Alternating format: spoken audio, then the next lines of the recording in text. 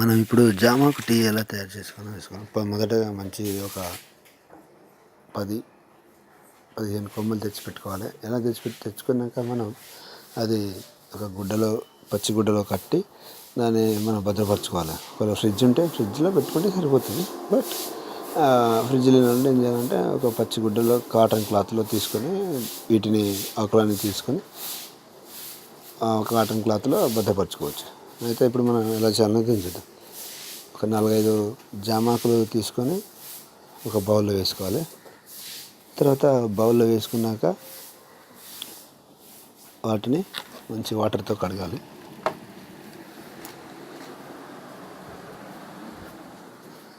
మంచి వాటర్ అంటే మనం ఒక రాగి చెంబు ఉంటుంది. రాగి చెంబు అంటే ఇది. దీంట్లో వాటర్ ఒక 1 డే నైట్ పోసి ఉంచాలి. నైట్ పోసి ఉంచిన తర్వాత వాటర్తో కడగాలి. కడిగాక అందులో మనం నీళ్ళు వేసి స్టవ్ మీద పెట్టాలి.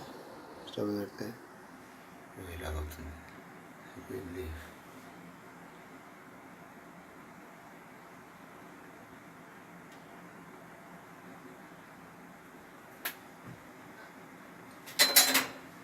వస్తున్నానా 1 minute.